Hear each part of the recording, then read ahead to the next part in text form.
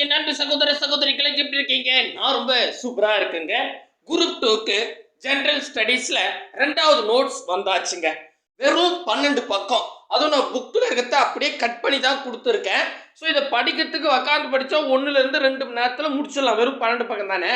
So முடிச்சிட்டிங்கன்னா minimum 100% வரக்கூடிய group 2 எக்ஸாமில் ஒரு கொஷின் நேரடியாக கேட்பாங்க அப்படின்றதுக்கு 2022 2024 குரூப் 2 எக்ஸாமும் 2025 பிளாட்டஸ்டா இருந்துச்சுல்ல குரூப் 4 எக்ஸாமும் கூடவே வந்து பார்த்தீங்கன்னா 2024 2025 குரூப் 1 கொஸ்டினும் இந்த மாதிரி பக்கத்திலே நடந்த குரூப் 1 குரூப் 2 குரூப் 4 தேர்வு எல்லாத்தையும் அனலைஸ் பண்ணி பார்க்கும்போது இந்த பர்டிகுலர் யூனிட்ல ரெகுலரா ஒரு கொஸ்டின் கேட்குறாங்கன்றது தெளிவா ஆகுது. நான் என்ன பண்ணியிருக்கேன், கொஞ்சம் ப்ரூஃபோட சேர்த்து 18 பக்கத்துக்கு இந்த பிடிஎஃப் ரெடி பண்ணியிருக்கேன். பிடிஎஃப் எப்படி டவுன்லோட் பண்ணணும் அப்படின்றத இந்த வீடியோ எண்டில் சொல்லிடுறேன். முதல்ல என்ன ப்ரூஃபு அப்படின்னு பார்த்தலாம். ஆமாம், முதல்ல இது என்ன தலைப்பு அப்படின்னு கேட்குறீங்களா?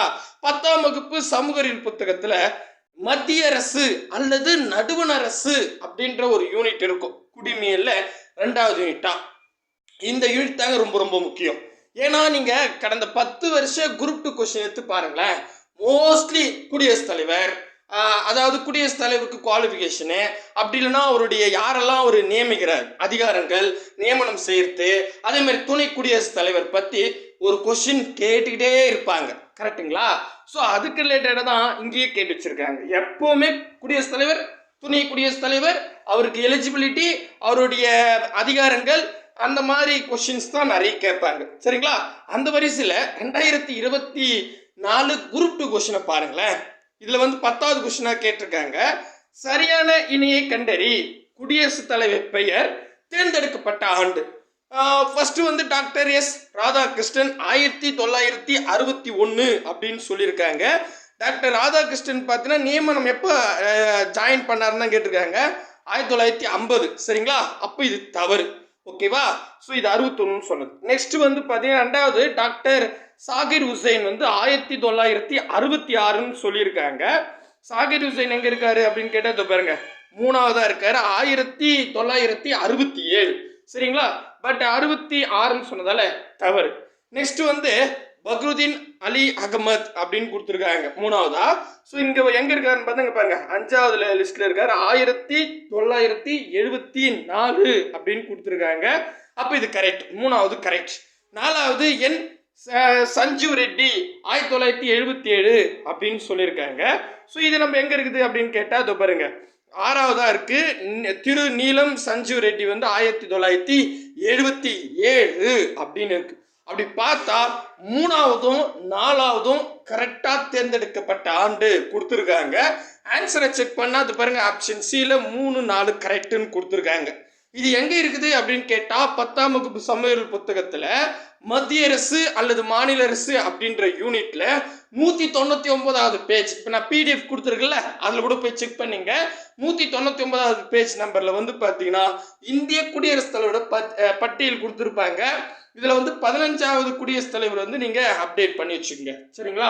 சூப்பர். அவ்வளோதான். சரிங்களா? அப்போ இது ஒரு டைரக்ட் கொஸ்டினா. அதுக்கு அடுத்தது இன்னும் ஒரு ப்ரூஃப் காமிக்கிறேன். 2025 குரூப் 4 இப்போ நான் சொல்ல அந்த எக்ஸாம் அதுலேயும் பாருங்களேன் எப்படி கேட்டிருக்காங்க பாருங்க. கருத்து ஏ மற்றும் காரணம் ஆர் வினாவை கருதுக அப்படின்னு சொல்லிட்டு கருத்து ஏ என்ன சொல்றாங்கன்னா குடியரசுத் தலைவர் உச்ச நீதிமன்ற நீதிபதிகளை நியமனம் செய்கிறார் அப்படின்னு சொல்லிட்டாங்க. இது எங்க இருக்குது அப்படின்னு கேட்டா 207வது பேஜ் நம்பர் எடுத்துங்க. நம்ம கொடுத்த பிடிஎஃப்ல கூட அந்த நம்பர்ல தான் இருக்கும். சரிங்களா? அதுல நீதிபதிகள் நியமனம் அப்படின்ற டைட்டில் இங்க பாருங்க இந்திய உச்ச நீதிமன்ற தலைமை நீதிபதிகளை குடியரசுத் தலைவர் நியமனம் செய்கிறார். ஸோ ஏ வந்து கரெக்டா? அடுத்தது காரணம் ஆர் வந்து என்ன சொல்றாங்கன்னா நீதிபதிகளை நியமனம் செய்யும் பொழுது சட்ட அமைச்சரையும் கலந்துரை செய்யணும் அப்படின்ற மாதிரி சொல்லியிருக்காங்க. சரிங்களா? ஸோ இதில் வந்து அடுத்த லைன்லேயே அதுக்கான விளக்கம் இருக்குது. அப்படியே பாருங்க. இங்கே வந்து நியமனம் செய்கிறாரா மற்ற நீதிபதிகள் தலைமை நீதிபதி தலைவராக கொண்ட மூத்த நீதிபதி குழு வந்து ஆலோசனையுடன் தான் குடியரசுத் தலைவர் நியமனம் செய்வாரு அப்படின்னு சொல்லியிருக்காங்க. ஆனா இந்த இடத்துல என்ன சொல்லியிருக்காங்கன்னா சட்ட அமைச்சர் சொல்லிட்டாங்க. அப்போ இது தவறு அப்படின்னு தெரியுது. அப்போ கருத்து ஏ கரெக்ட் வா, காரணம் ஆர் வந்து தவறு அப்படின்னு தெரியுது. கரெக்டா பாருங்க, புக்ல அப்படியே ஒரு பேராகிராஃப் தான் ரெண்டா பிரிச்சு கேட்டிருக்காங்க. தெளிவா படிச்சா இந்த கொஸ்டினுக்கு ஈஸியா ஆன்சர் பண்ண முடியும். இதே மாதிரி 2022 குரூப் 2 எக்ஸாம்ல கூட பாருங்களேன், இந்திய உச்ச நீதிமன்றத்தை குறித்து சரியான விடை தேர்ந்தெடுக்க அப்படின்ற மாதிரி கொடுத்துருக்காங்க. இதுவும் 271வது பேஜ் நம்பர்ல இருக்கு, நீங்களே கிராஸ் செக் பண்ணிக்கலாம். சரிங்களா? ஸோ இப்போ நமக்கு ஒரு கிளியர் கட்டா தெரிஞ்சிருச்சு என்ன, இந்த யூனிட்ல இருந்து கண்டிப்பா ஒரு கொஸ்டின் கேட்பாங்க அப்படின்னு. கூடவே சின்னதா கொஞ்சம் யோசிங்களேன். ஆக்சுவலி நமக்கு வந்து இந்திய அரசியலமைப்பு பொறுத்த வரைக்கும் 15 கேள்வி கேட்க போறாங்க. 15 கேள்வி அப்படின்னும் போது மிக மிக முக்கியமானது வந்து பாத்தீங்கன்னா 10th சோசியல் சயின்ஸ்ல குடிமையில் இருக்கிற அந்த 3 யூனிட், இந்திய அரசியலமைப்பு, மத்திய அரசு, மாநில அரசு. ஓகேவா? இந்த 3 யூனிட்ல குறைந்தபட்சம் 5 கொஸ்டின் கேட்டுருவாங்க. ஓகேவா? ஏன்னா 15 கேட்கணும். நம்ம ஒரு அனலைஸ் பண்ணுவோம். இதுல ஒரு அப்ராக்சிமேட்லி 2 கொஸ்டின் கரண்ட் அஃபேர்ஸ் சார்ந்து இருக்குன்னு வச்சுக்கோங்க. மீதி 13 கொஸ்டின் புக்கில் கேட்டாகணும். மீதி 13 கொஸ்டின் கேட்கணும்னா நம்ம கிட்ட இருக்கிறதே இப்போ மோஸ்ட்லி வந்து பார்த்தா 10th 11th 12th இந்த 3 ஸ்டாண்டர்ட்ல தான் அதிகமான கேள்வி கேட்பாங்க. கீழெல்லாம் ரொம்ப கம்மியாக தான் கேட்பாங்க. ஒரு சராசரியாக எடுத்தா கூட கீழே ஸ்டாண்டர்ட், அதாவது 6th to 9th வரைக்கும் ஒரு 3 கொஸ்டின் கேட்கலாம். மீதி 10 கேள்வியும் 10th 11th 12th இந்த 3 புக்கை சார்ந்து தான் கேட்கணும்.